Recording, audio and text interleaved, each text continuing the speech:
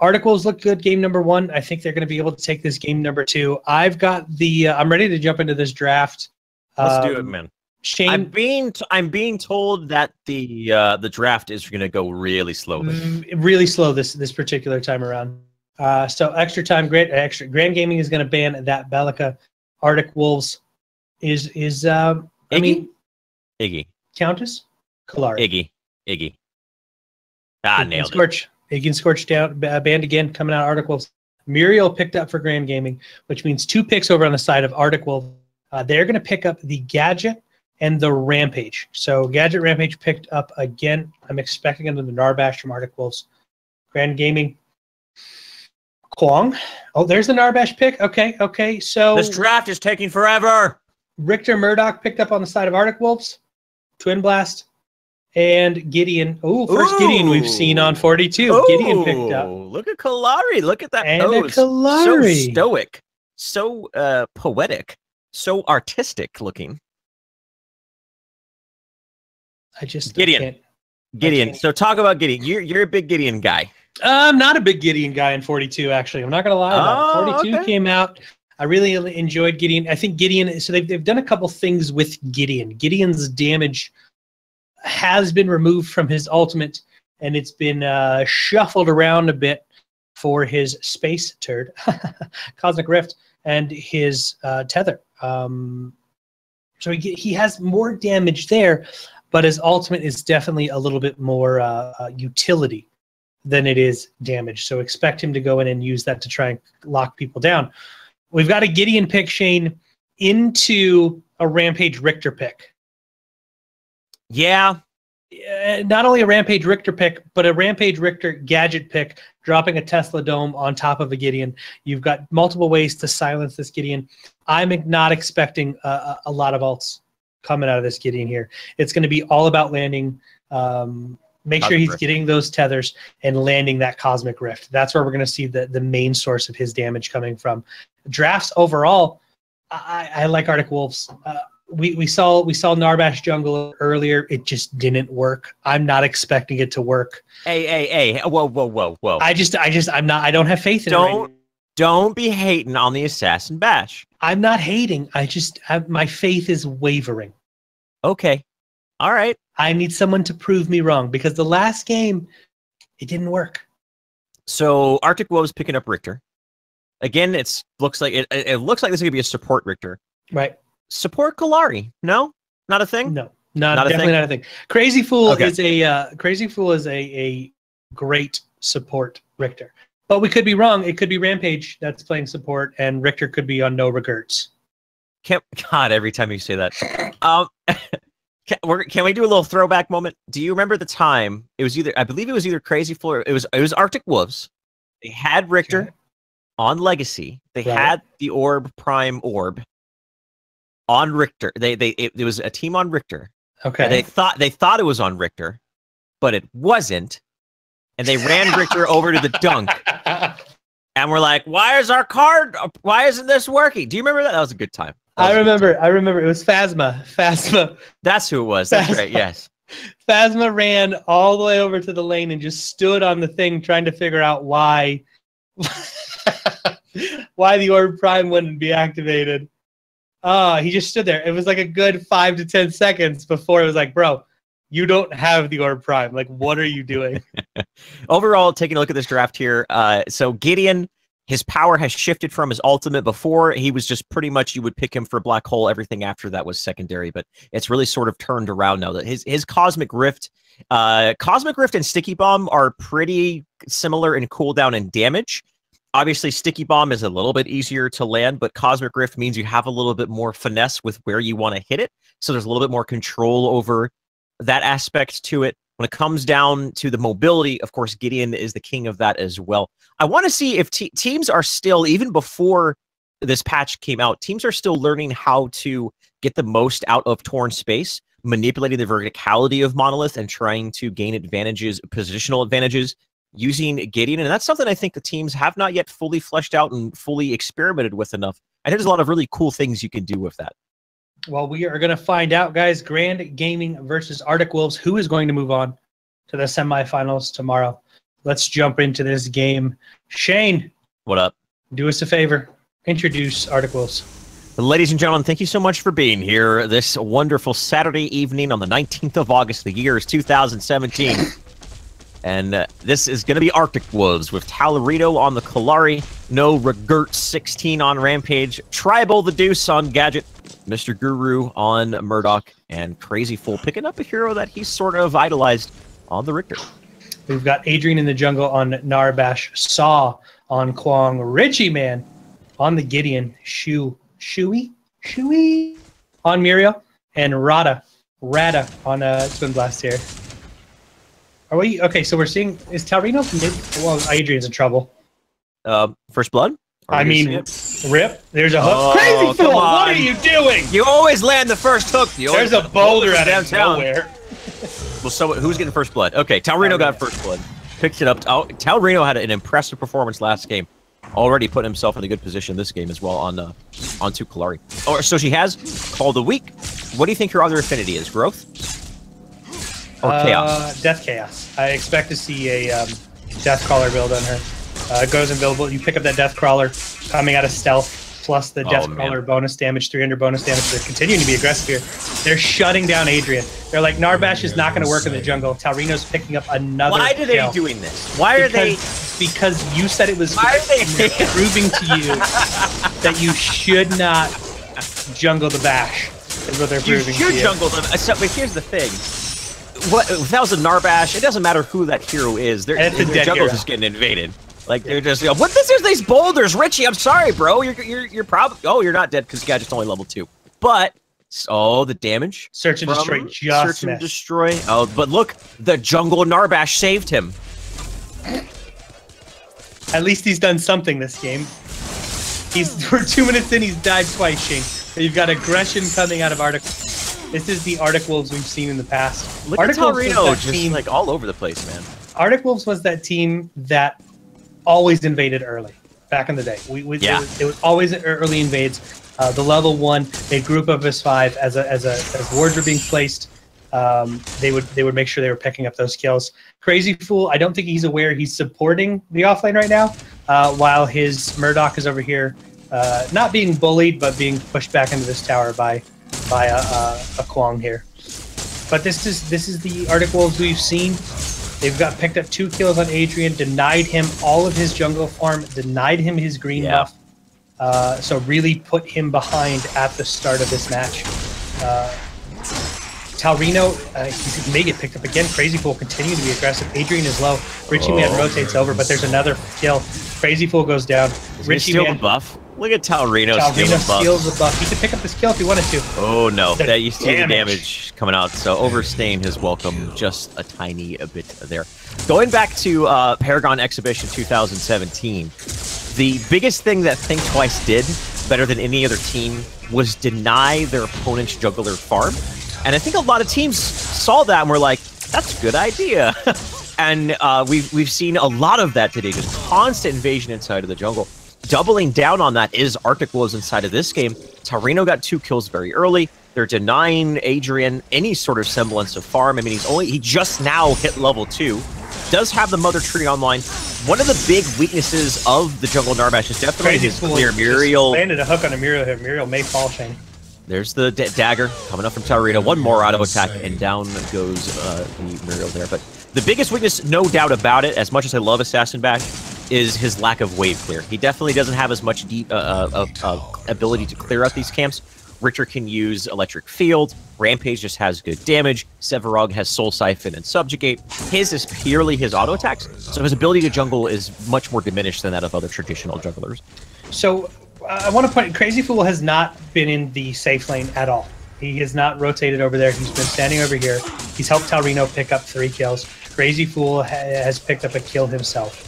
But that's purely because he's sitting on Font of Experience. He's getting that, he is missing out on farm. Don't get me wrong, missing out on farm. But he's getting experience every 10 seconds he's gaining 4 experience. He's still getting those levels by not being in that off lane. He's feeding the Kallari here. A fed Kallari is a scary Kallari. Demolitionist, Kallari's picked up Demolitionist. He's got Call of the Week online. Another engagement onto Richie Man in the jungle. Crazy Fool's there to silence him. He's got the hook. There's a boulder. Crazy Fool is so low. Shields are there. He's going to rip away. Taurino shows up. Shane, that's 4 kills for Taurino 5 minutes into the game. Notch, who's your favorite hero in #A New Dawn? Kallari, bro. Oh, my lord. If you've watched my stream, twitch.tv/another notch. Oh, my goodness. Boy. Yes! The plugs. I did it! If you've watched my stream for the past year, I've talked about Kallari and how I thought Kallari was a fun hero, but Kallari was shut down because of Vision. Kallari was destroyed because Vision was too prevalent on pre-42 Monolith. Everybody could have wards. You could have 15 wards on the map and Kallari would be shut down. That's not the case anymore. And now there's cards that really work well with her kit. Deathcrawler is one of those cards. Shadow Dancer. Shadow Dancer, please. Shadow Dancer is so good on her. But Deathcrawler is that card that, when you pick that card up, it reduces your attack speed, but it gives you that big burst of 300% damage. That on top of her being stealth, she's going to come out. There's going to be a massive spike in damage. And if you allow her to jump on your carry, the carry's dead. There's nothing you can do. There's nothing you can do. And I'm hoping that's what we see here. Taurino, 4-1-0. He's already starting to put points. He's 5 points into Vitality. He's got Call of the Week. He's got his Demolitionist online. He's picked up, I'm looking at his gems here. We've got Improved Killing Blows, Healing Towers. He's got Ruthless, which he'll deal 2% additional damage to heroes for every 10% of the health they're missing. He's got his Lifesteal Gem. He's got critical hits. So he's going to have all of this damage late game. And if they allow him to get onto a carry or they allow him to get onto the mid laner, they're just going to get destroyed in just a second. As we were kidding about Shadow Dance, we were joking about Shadow Dance for chat. Riggedy wrecked. Can we talk about No Regrets and his ability to like bend space-time continuum to make boulders land that look like they shouldn't land? It's nerf on a Smurf account. Yeah, is that Nerf Smurf? It's nerf on a Smurf. Nerf on a Smurf landing these boulders. Richie Man. That was interesting. Did the animation glitch out for you too? And he just like sidestepped it? Yeah, he wasn't. Okay. It was no. He was just not there anymore. That was really fast reaction times from Richie there. Like really fast. He probably heard the rampage he makes when he picks it up right there. So don't forget, guys. This isn't even a carry Kallari. This is a offlane Kallari. Meanwhile this is happening, Mr. Guru, low-key, farming to his heart's content, gets a kill over on Asalu as well. So not only is Taurino just having a breakout performance here on the first Kallari we've seen in quite some time, but Mr. Guru silently keeping to himself, just farming. So they have two very strong late game heroes in both the Kallari and Murdoch, and both of them are having outstanding games. Level 2. Can they get this kill? Richter's just tanking the tower, but the shields from Muriel are keeping him alive. The one more swipe of those. Are those daggers or swords? I don't know. Indeterminate. Nonetheless, one more swipe of them, and they get another kill over on Taurino. 5-1, 8 minutes into the game. Crazy Fool is just now hit level 5. So he is sitting at level 5. Those of you seeing, if you're seeing level 2, I'm not sure. That was a little debate. There's some bugs happening here. Invasion again into the enemy jungle. No Regrets picking up that enemy green buff. Tribal's going to get rooted up. Boulder from No Regrets. The Tesla don't change purely for zoning reasons. Tribal wants them to miss. Ventilate. One more hit so very close. I think just one light of the judgment of the heavens. He might be able to get the kill. Nope. Rata comes and he goes a Rata-tap-tap. He gets the kill over on the Gadget, but the hook is there on the Crazy Fool. On to Twin Blast, just the shields to keep him alive for now as the follow-up damage is not there, and that's going to allow him to get away. Here's the first black hole, but Crazy Fool immediately silences it. And yeah, I expect Richie Man to struggle greatly in finding black holes that are longer than a second duration this game with the draft that he's against. Yeah, and again, that was more of a zoning. Who's that more about the damage? He wasn't trying to secure a kill there. He was trying to help his team escape. He's being very elusive right now, trying to survive. Taurino is chasing. If Taurino can land a dagger here, he's going to pick up the kill. Tribal said, nope, mine. Came over, picked it up. Saw Rule finally falls, or Saul finally picks up the kill onto Murdoch. While that was happening, Murdoch was pushing into a tier 2 tower and got it down. The tier 2 tower, so tier 2 tower. That's absolutely hashtag worth it. Yep, it's more than worth it at that point. You're 9 minutes into the game, tier 2 tower down. My carry's just been able to free farm the entire game. I'm okay with that situation. Tier 2 tower pushed opens up the map for Orb Prime play. That opens up the map a lot for these guys. Taurino having a just phenomenal performance here. Excited to see what sort of build he progresses into, as obviously he has just been just a big economical lead right here. He has the Guard Piercer, again, inside of Death. That's the best pound-for-pound card you can get in the mid-game that just creates pure damage. Just going to use the Death Sentence over onto Twin Blast, but the peel is there immediately. But the damage, not really the most significant thing. Big thing about Kallari is that global presence that she has. Can just push down lanes, and she actually does have some moderately good wave clear. Now, Gideon's probably going to drop down, get pulled down to the ground level, rather. The Tesla Dome was used, maybe a little bit of overkill, but I think they really wanted that kill. What are they going to do off the heels of this is what I'm asking myself. Maybe a mid-tier 1 tower push, as it is pretty low. Yeah, just more map control. You've got Mr. Guru, who's pushing down a tier 1 against Muriel. You've got the mid falling now. They're just opening up this map for themselves so they can go for the Lord Prime. We're seeing one Flame of Zetchin on the side of Regertz. He's got it picked up, and over on the side of Grand Gaming, they've got 2, Kwong and Narbash. Narbash really not a factor, Shane. He's level 6. He's got 7 pips spent into attributes, so he hasn't really been much of a factor in any of these engagements. He is being picked up again. There's a Black Hole going down, but it's pulling Crazy Fool over to him to silence him. Crazy Fool does get taken out, but the Black Hole has done its job. They pick up 2 kills over onto Mr. Guru and Crazy Fool. So, Grand Gaming finally starting to get a little bit of momentum here, something that has eluded them in both games number 1 and here in game number 2. But again, the map control available to Arcticos for Taurino is just so significant. And with Taurino having such a lead right here, off the heels of an amazing early game, sending one person... Oh, wasn't it? Rip Gideon. But since Taurino is in such a powerful position here, that sending one person to deal with Kallari is not enough. They have to send more than one to deal with this, because right now Kallari can win a 1v1 against pretty much anyone on the side of Grand Gaming's composition, with maybe the exception of Kwong.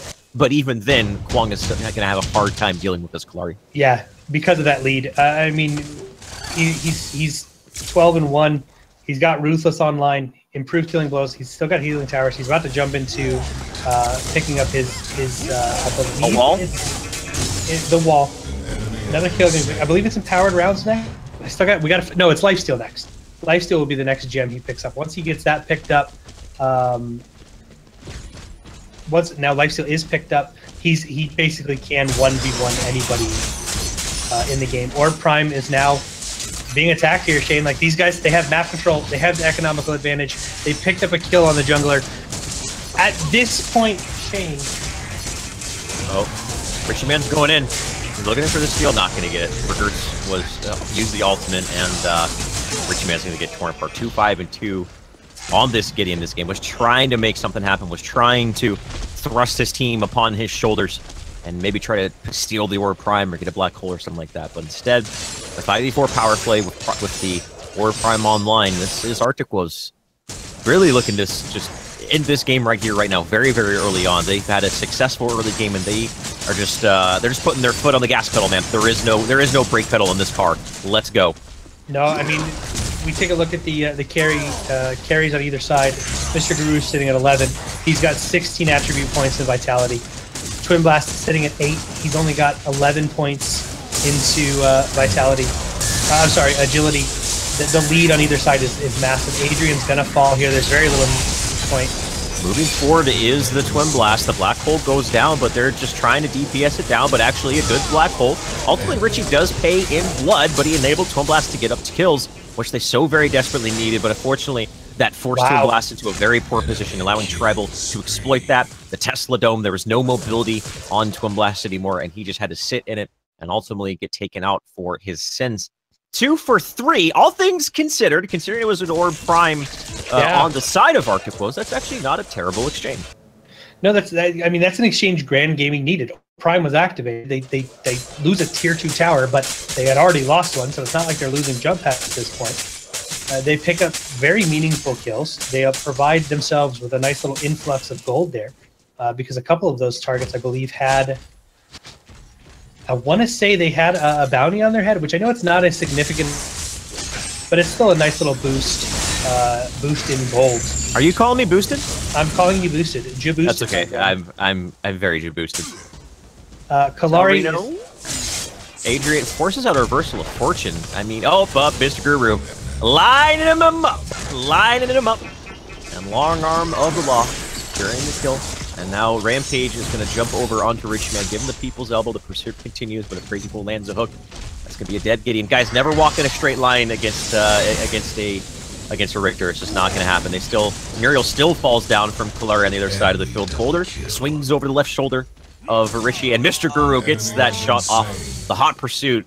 That's such a strong passive. The moment you're low on HP, there's nothing you can do. Murdoch's going to chase you down. He's going to cuff you, and he's going to send you to the prison. That's exactly what is happening here. As Arctic Wolves take down the inhibitor, 16 minutes into the game. Are they going to be able to make a core siege here? I think at very minimum, they're going to go for the tier 2 tower left lane Taurino. Adrian's in a lot over of to Adrian. One auto attack, make it 2. Taurino picks up yet another kill. That's 8 kills for him. 8, 1, and 3. Kallari is back. Well, I wouldn't say it's back because that would imply Kallari was ever here in the first place. Kallari is here. And she is making a statement. Taurino is making a statement, showing the strength off of this hero in the new card system. Salvio goes in and picks off the support player of Arctic Wolves. There's not much he can do. He tried to get the Fury of the Heavens off in the air, but his feet don't even touch the ground. Mr. Guru shoots him out of the sky because he's playing Skeet at this point. Inhibitor, very low, but Mr. Guru is trying to go all in, trying to get it, trying to do what he can. He doesn't get it, though. Can the Siege Minions get the kill, though? Not sure. Taurino swipes down the Guinea, but pays for it himself. So these guys at this point are just throwing themselves at each other. Mid lane, all the meanwhile, even if this fight does have a advantage for Grand Gaming, they still have such restricted map control. Their core is taking damage. They're not going to be able to get much done with this. No, they're going to have to, like you said, deal with this core here. They do have a minion wave pushing, but Articles is going to be back up in time to deal with that. Crazy Fool is already there.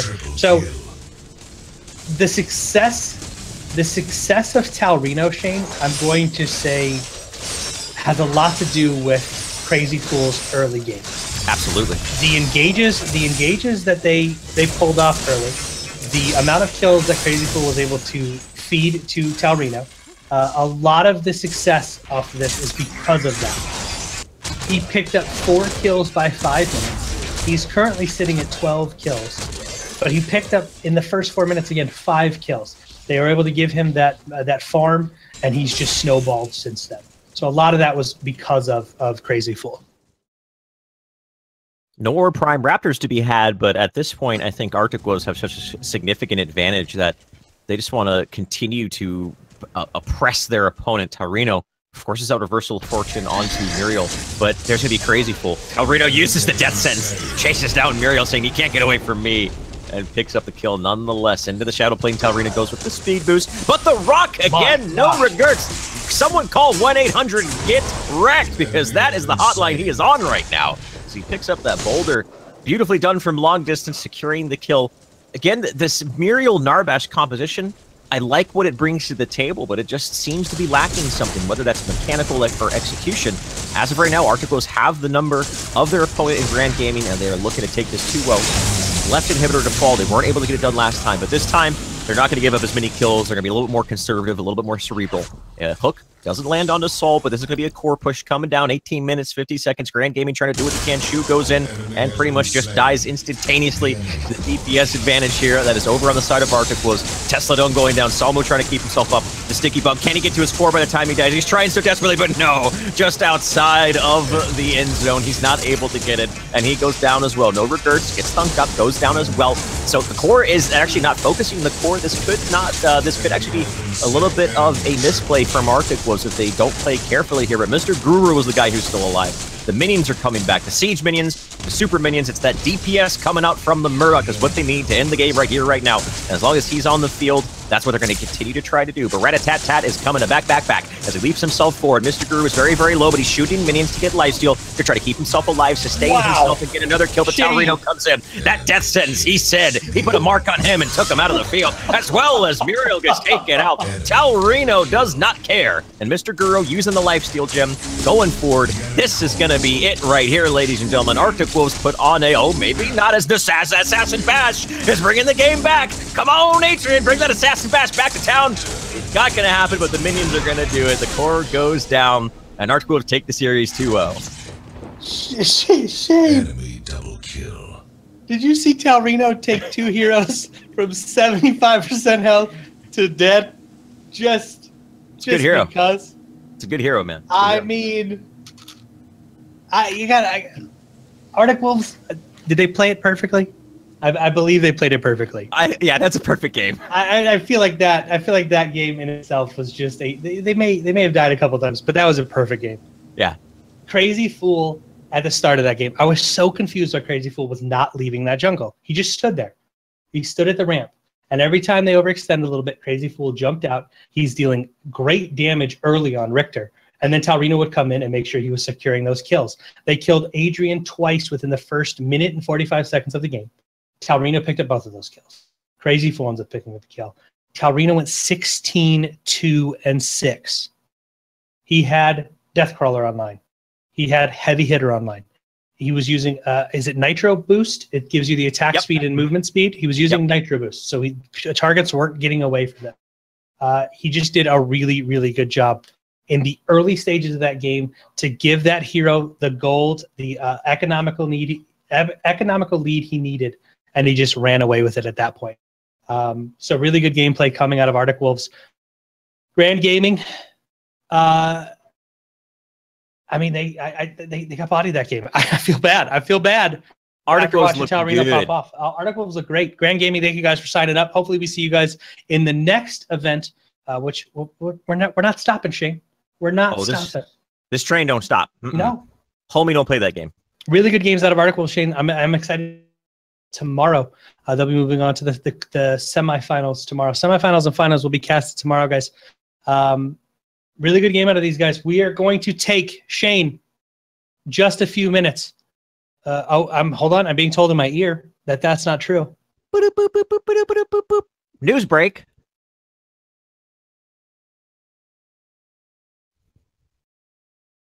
All right. So, guys, we want to say thank you so very much. Notch. It was too long. It was too long, man. It was too long. I missed it. It's been like a month, man. Oh, gosh. I am too high maintenance to go this long without you. You definitely need somebody there to keep your ass in check. Guys, really?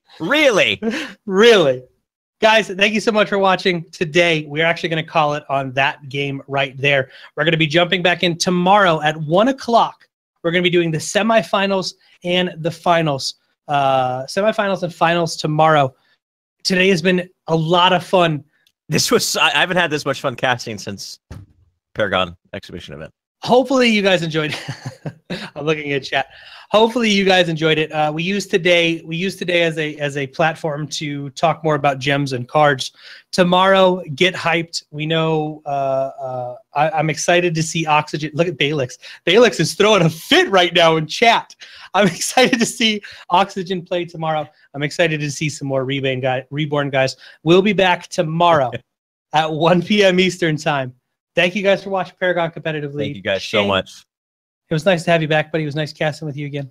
It was amazing. You too, buddy. This is this patch. I know a lot of people have a lot of negative things to say out of it, but I think it is just such a step forward in the right direction. It was a lot of fun just talking about all these new different play styles and techniques and strategies and drafts, and the game just seems so much more interesting now to talk about. And if it's more interesting to talk about, then you better believe it's more interesting and just more fun to play. And so I just want to say good job, Epic. Definitely making a step in the right direction, even though a lot of people thought it was a drastic step. I think it was a necessary step, and I think the future of the game is even brighter now with and if you haven't watched it, go watch yesterday's Community Corner. They talk a lot, because I know I saw it a bit in chat here. Epic knows what the issues are, and hopefully they'll be addressing those. Again, they talk a lot about it in the Community Corner. But thank you guys again for watching. Thank you guys for supporting Paragon. Thank you for supporting the Paragon Competitive League. We'll see you guys tomorrow at 1 o'clock.